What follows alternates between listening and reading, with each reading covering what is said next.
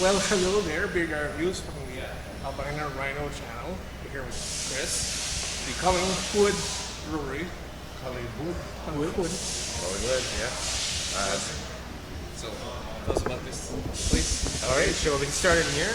So I'm Chris Freeman. I'm the head brewer here at the Collingwood Brewery. One of the founders and owners. And welcome. This is our tap room here. So this is a 1,000 square foot tap room, as you can see. Fully licensed, so you can come in here, visit us, grab a pint, and take a tour. You can marry here, you can have a funeral here, all sorts of things. So it's a space anyone can come in and use. So and we're open just about every day as well, just for the public. So I'm going to take you guys through to the back, and we'll show you the production facility.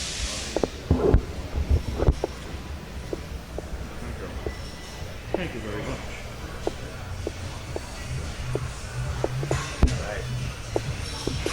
All right, so we have we opened with a 35 hectoliter brew house.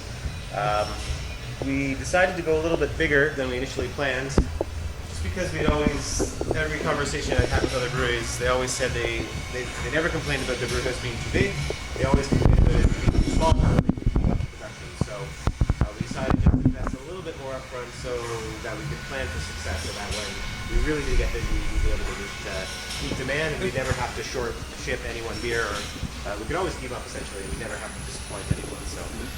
So this is it's a 3-vessel brew house here. We have a dedicated mash mixer, kettle whirlpool, and a dedicated lauter tun.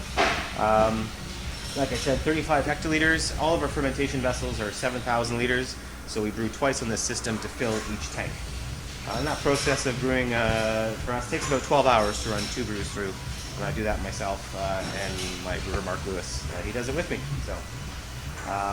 So everything starts behind you right here in the mill room. So this mill will crack 750 kilos of malt for us in about 45 minutes. And it gets carried up into the grist case up here, where we start our brewing from. And right now we don't have a silo, so we're pretty manual. So we're getting up there and just dumping about 30 bags, 25 kilo bags. Now, I noticed you have a granary right beside you. Do you get anything through them? They're just milling, I think they're just milling corn and feed for animals. So it is, I know, the silos are wonderful, but so yeah, if you guys want to come on down, you can have a look at the greenhouse here. So we're cleaning today, but we stopped it right now.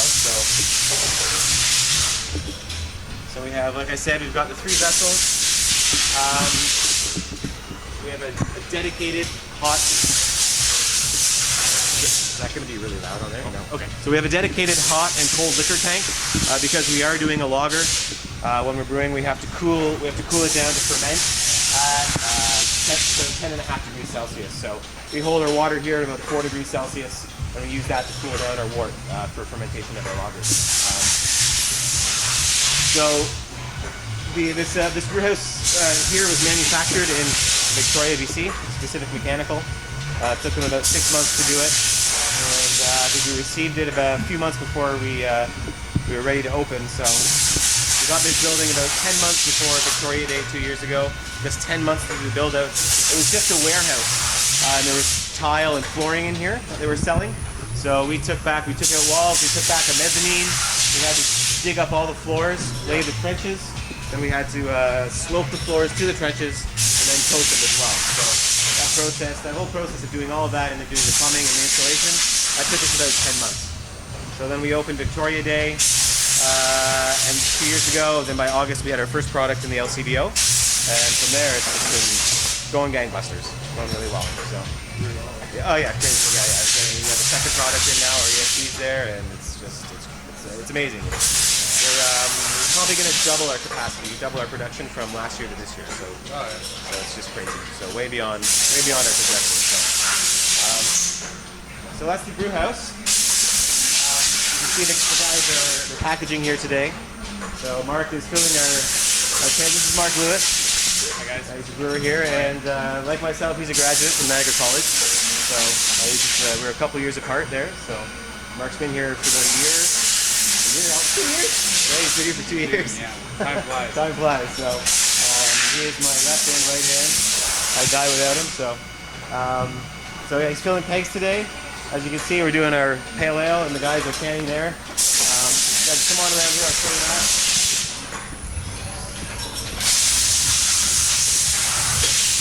So, as you can see, it's a very manual process. The machine is it's a semi-automated. So, Chris here, he's coating the cans. He's putting the date cone on the bottom of the can.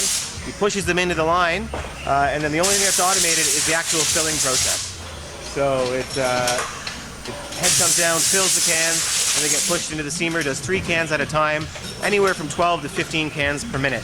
So it takes us about 2 days to go through one tank of beer. So it's definitely very, very manual. And you can see Ray is blowing the cans off and hand packing. So, but we'll probably due for an upgrade pretty soon. We hope. I think these guys. yeah. But these guys, I'm sure would like that as well. So it's a very manual process, but you know, it's a labor of love. So, okay, we're gonna try and get around to the cellar over here. So why don't you guys follow me? Plenty of room. Tons of room. Plenty of room back there. Just watch your step here. Okay.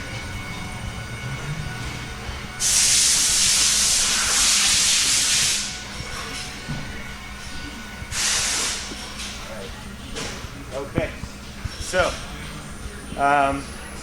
this is where these are fermentation vessels. So as you can see, we have 6 70 hectoliter fermenters, 7,000 liters. So when we opened, we started with 3. These 3 here were the first 3 that we had. And then in December of this year, or sorry, I guess last year, in December, we installed these and began to fill them in the new year. So we've doubled our capacity since we opened. We're on track to double our sales and obviously our output for this year. So it's crazy. So, but the best thing is, you know, the plan has kind of worked to have the a slightly bigger brew house and bigger tanks. It's really paying off right now. So the only challenge, it's really hard to do small one-off batches. If we had smaller tanks or a smaller brewery, we could just do a small crazy batch of something. But if we do it on this, it's a lot of beer to sell. So we have to really get it right, or we're screwed. So we've got we're doing 2 different products now. So our two mainstays that we have are our Downhill Pale Ale, which is our biggest seller at the LCBO, and we have our ESB as well, which it's turning out, it's new in the LCBO, and we're discovering it has more of a seasonal character to it. So we really spiked in the winter time, and we're noticing that it's kind of tapering off right now. Sales are still strong. People are still drinking it, even though it's a little bit heavier and a little bit darker. But we are noticing that tapering off a bit.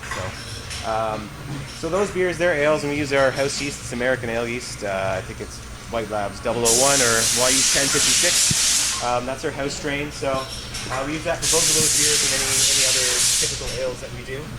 We also do a Pilsner. It's a Czech-style Pilsner, and we're using a very standard lager, most common strain for that one.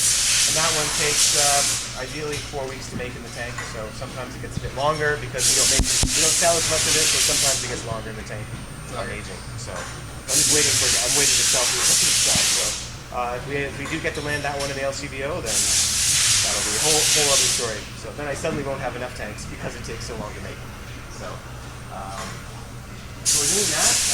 We have those 3. We have our Saison, Belgian farmhouse style ale that we started doing for summer seasonal. So that's going into the LCBO in a couple of weeks. So we've already packaged the first batch, it's ready to go.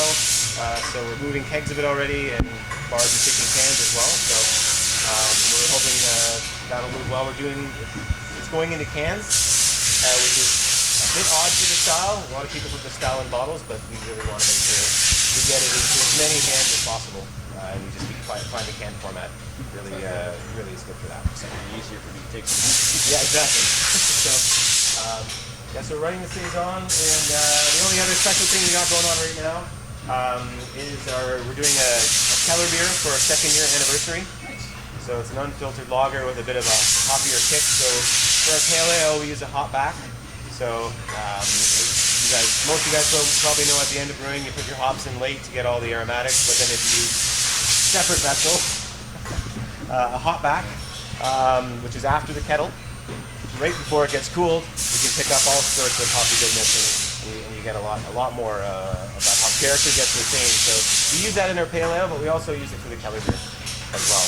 So it's not intense at all. They're mild German hops, but it's turned out pretty well, so we're going to be packaging that next week and releasing that at our anniversary party next weekend.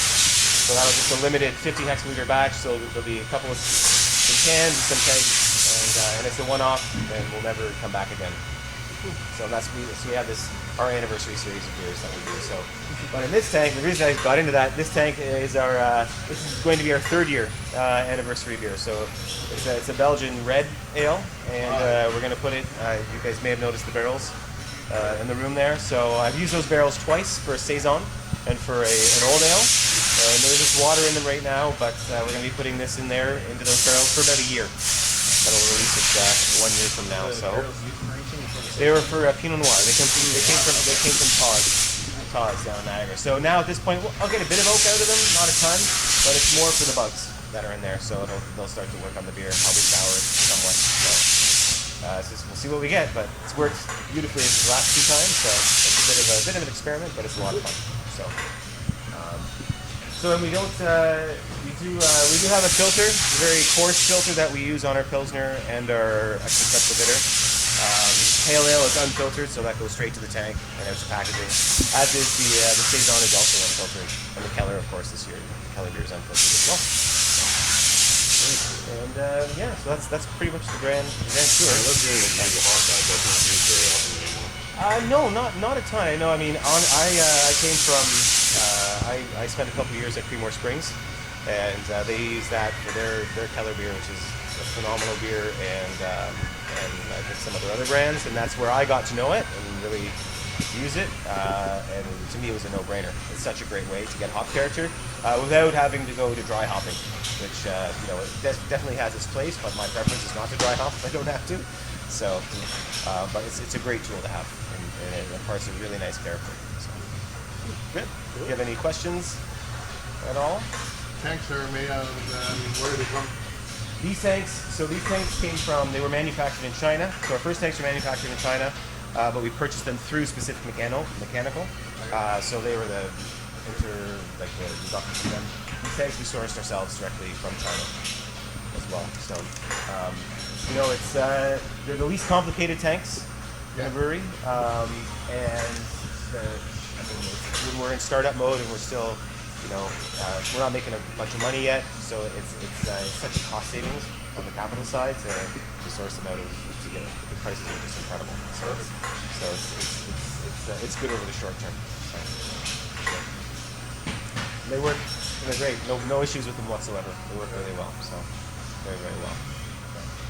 Yeah, I've heard stories of people getting great products out of there, and some people not getting. Oh, it's so hit and miss. But you know what? One of my partners, he actually went to the factory in China just to see it and make sure. And he has another business in welding, so he understands the industry a lot. So he went there and he checked it out, and he said it was one of the best kind of stainless factories he'd ever seen anywhere. So he was really confident in the product.